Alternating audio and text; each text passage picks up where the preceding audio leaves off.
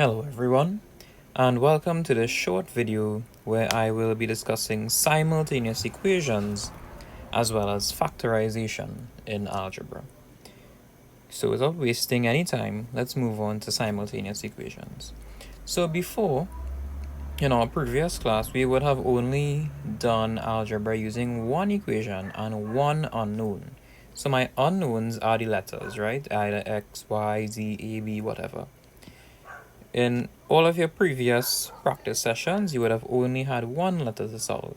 Now, if you look at these equations here, there are two in every equation, right? There's an x and a y. Now, if we only have one equation, there's no way we can solve the both of them, right? Because there are two unknowns and we can't just make up things for them like that, right? If you make one of them the subject of the formula, you can't get a number at the end of it like you would in a regular algebraic equation. What you need to solve two unknowns are two equations.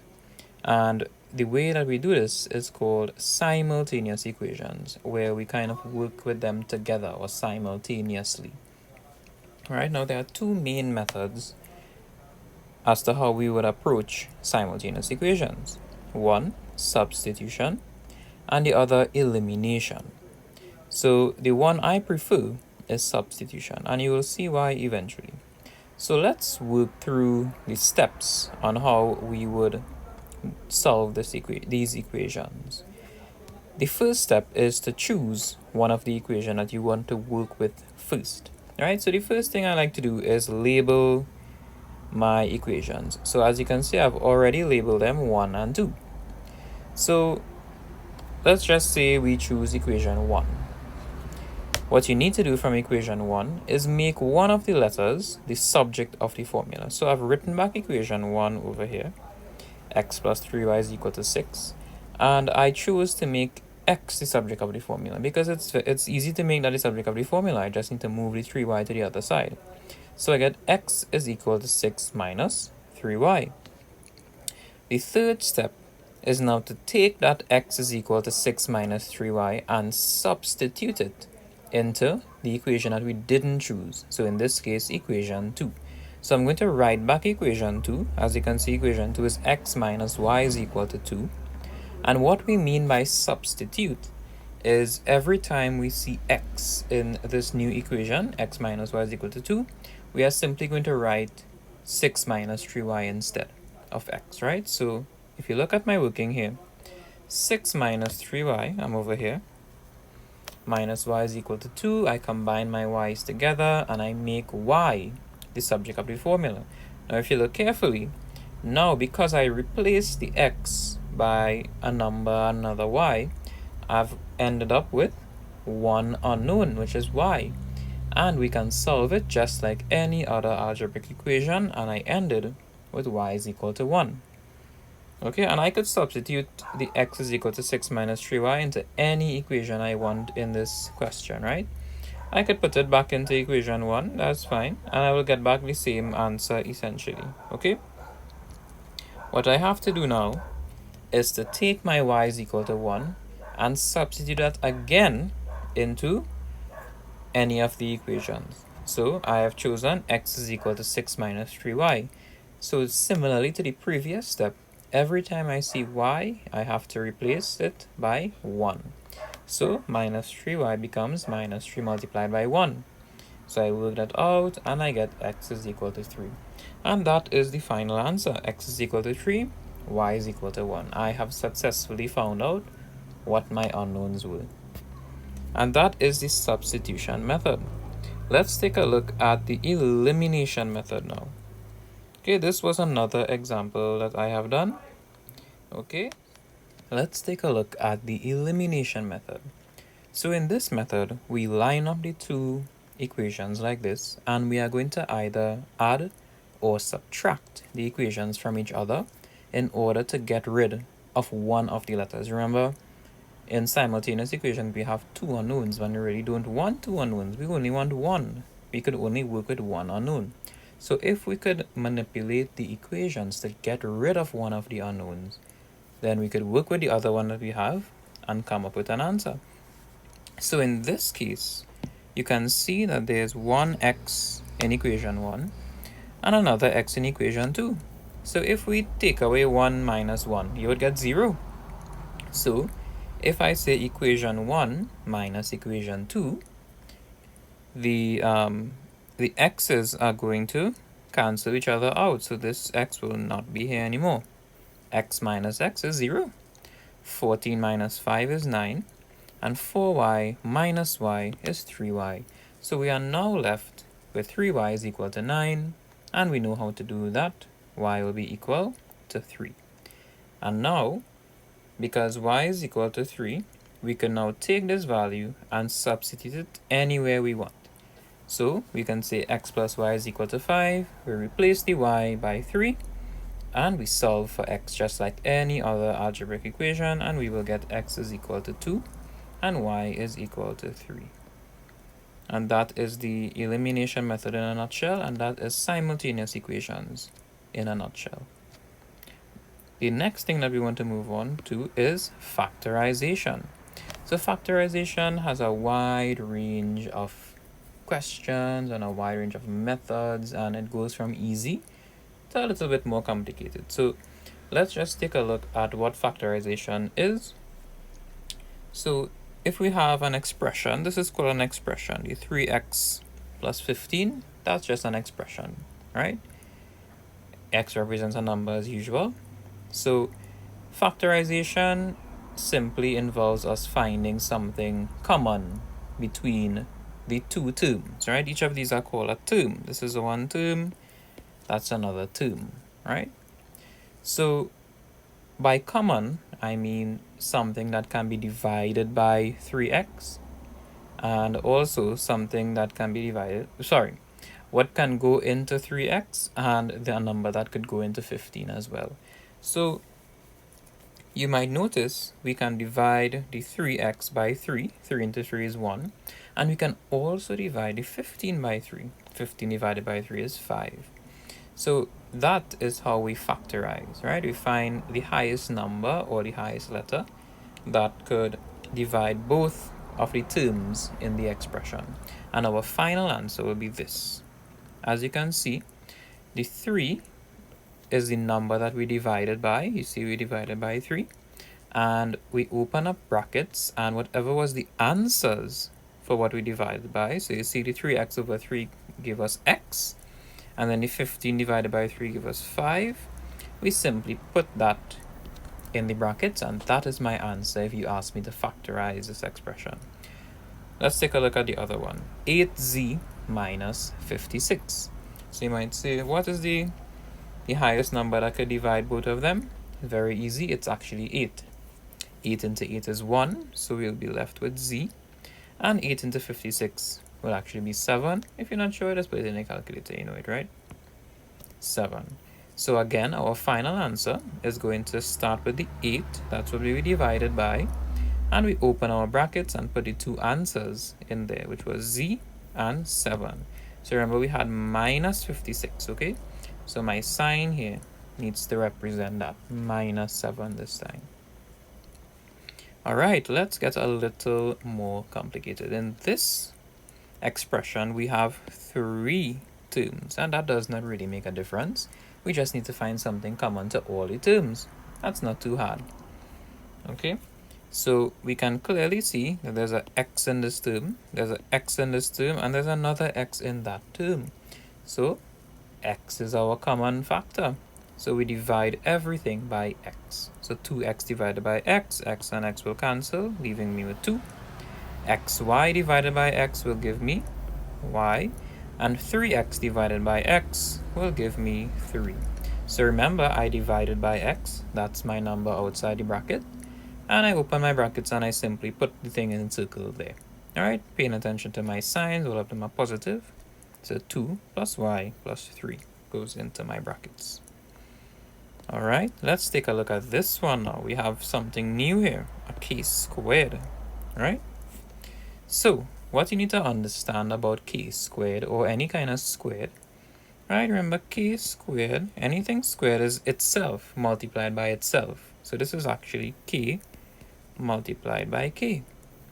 So as usual, keep that in mind, right? I am looking for things similar in all the terms, and I could see that there's a k, k, and k. So naturally, I want to divide by k. Now, when you are dividing k squared by k, remember k squared is k by k, and we want to divide that by another k. So the k could cancel off with another k, but we will be left with 1k. So that's why k squared divided by k simply kind of means you're taking out the squared sign and cancelling, and you're left with the k, right? And you also have the 5 here. All right, and the rest is simple. 10jk divided by k, the k's cancel, minus 10j, and k over k will be 1, obviously. So the thing that I divided by, which was k, goes outside the brackets, and I lay out my answers. So 5k minus 10j plus 1 goes into my brackets. So this squared thing might be a little confusing to some people, so let's do another one. Let's go even more complicated here. Alright, you might see me scratch off a lot of things. I want to do this back over with you. So let me erase this, okay? Alright. So let's take a look at our three terms here. 12g cubed h. So g cubed is what I have over here. G multiplied by g multiplied by g, right? We also have minus 9g squared h squared plus 18g squared by h. So now we need to look at what is common between all of these things. So let's take a look at the numbers first. So I could see that 3 could go into 12, 3 could go into 9, 3 could go into 18. So I already know I like that number 3. So that's definitely something I'm going to be dividing by. So let me write a little small 3 down here.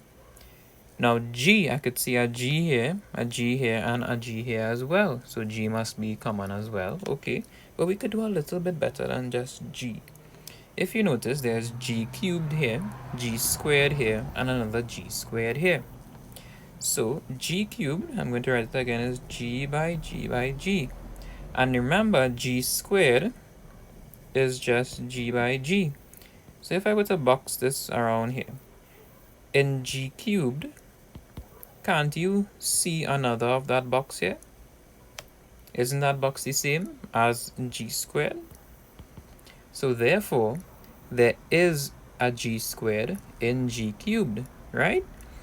So instead of just dividing by g, we could actually divide the g cubed by g squared, and also divide the g squared by g squared and the other g squared as well. So therefore, one of my factors has to be g squared, not just g. And the h, well, we only have one h here, but we have the h squared here as well, but we have to only choose the one h, right? But h is present in all of them as well. So another one is going to be h. So as you can see, I could divide by 3 different things. So I have the 12 g cubed h. So the 3 goes into the 12 4 times. The h will cancel off with the h, and the g squared will cancel with the g cubed, leaving only, look on the right hand side here, 1g, right? That's my 1g over here. So this is 4g is going to be my kind of answer for this first term. Let's check out the other one. 9g squared h squared, and remember I have to divide it by the same thing. So 3 into 9 will give me 3. G squared will completely cancel off with the g squared, and h, like before, will just cancel with the squared and leave me with h. So this answer is minus 3h. And finally, we have the 18g squared h.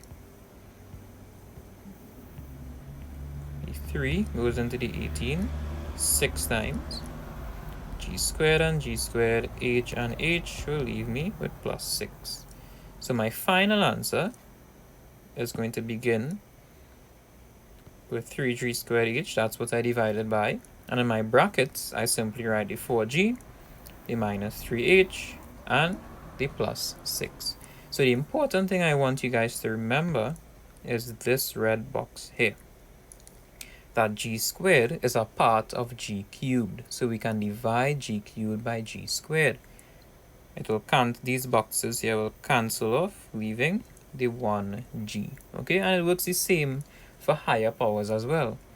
So g4 is g by g by g by g, and if you want to divide that by g cubed, that's g by g by g. And if you take this as a box here, can't you find the same box in g4? Look at that. So it comes like this, could cancel off with this, leaving that g, right? Okay, and these are more practice questions that you could look over. I sent you guys the notes, so you can look at it, try it yourself, and I will be sending you guys some practice questions very soon, right? So the last thing in factorization that I want you guys to learn is factorization by grouping. Okay, so let me erase this first example here. Okay,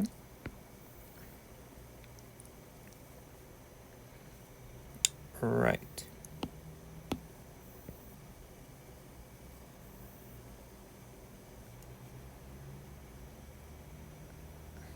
Okay, so using your skills of factorization that we learned so far, you know that you have to look at all of these things here and see if you could find something common between them. But no matter how hard you look, there's nothing common between all 4 of these terms, right? So we can't just factorize it like that. However, if you look carefully, you might see, hey, 5mn and 25m have a lot in common, doesn't it? It has the 5 and it has a m common between them. And if you look at the 3n cubed and the 15n squared, there's a 3 between them, and we could divide the n cubed by n squared and also the n squared by another n squared, right?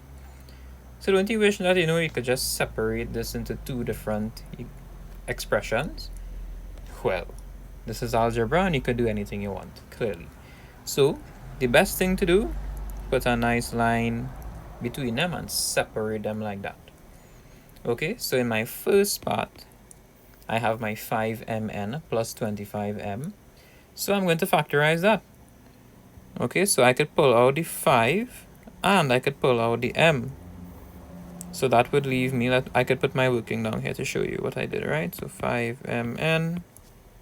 So I'm dividing by 5 and m. That's common between those 2 terms. 5 into 5, m into n. So I'm only left with n. And then we have the 25m over 5m. 5 into 25 is 5. M into m is 1. So I'm only left with 5 there. Right. And now I have 3 is common there, and the n squared is common as well, right? So I'm pulling out the 3 and I'm pulling out the n squared. So let's see what I'm going to get in this one. So 3n squared, n cubed, over 3n squared. The 3 goes with the 3, the n squared cancel off the cube. We are only left with 1n. And we have the 15n squared over, 3n squared. So n squared goes with the n squared, and the 3 cancels with the 15 to give 5. Aha! So we have these things here now. 5m into n plus 5, 3n squared into n plus 5. If you notice, the things in the brackets are exactly the same, n plus 5. And in factorization by grouping, it always has to be the same, right? The 2 brackets need to be the same. So if you are doing a factorization by grouping question, and the things in the brackets are different in any way, even if the sign is different, then you know you made a mistake, and you could try working it back and see where you went wrong, right? So my final answer needs to look like this. I need to use one of the brackets, so n plus 5, and in the other bracket, right? So my answer consists of 2 brackets here in factorization by grouping. The other bracket is made up of the things outside of the bracket, right? So it's going to actually be the 5m plus 3n squared. So I'm basically combining the two factors, okay? So once again, my answer needs to consist of the brackets first, the n plus 5. I wrote that back one time.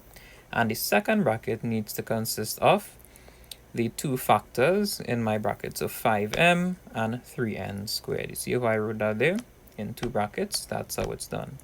So let's take a look at another example just to make sure you guys are okay. So I'm going to erase this again. I will work it back with you.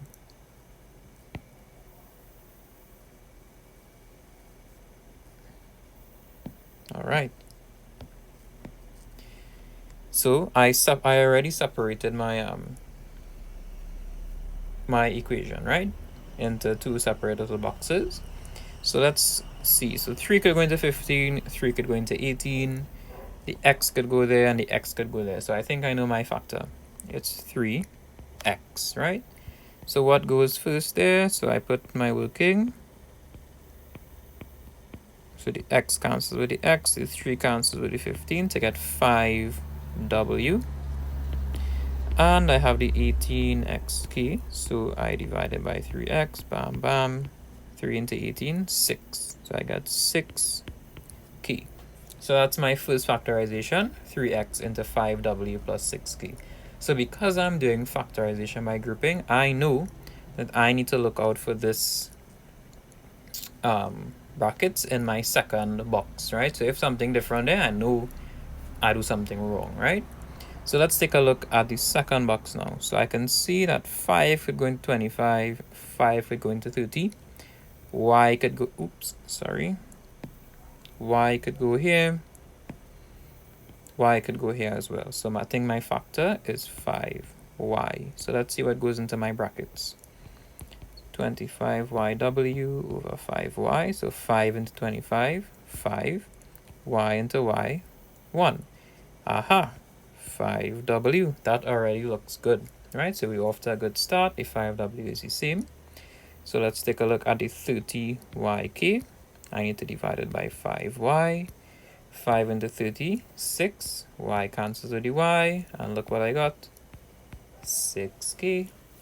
So you can see that my brackets are now the same. So I know I did it correct, right? So my final answer, once again, is going to consist of one of those brackets. So I write it back. 5w plus 6k. And what goes in the other bracket is a combination of the two factors. 3x plus 5y.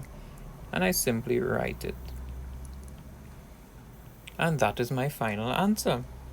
Okay, very simple. So the rest of this is more examples that I will actually be giving you as a little worksheet, okay? And as usual, I will correct them later on in the week after you guys got a chance to try them on your own, okay? So with that, I will end this video and I will send you guys your questions. Thanks for watching, everybody.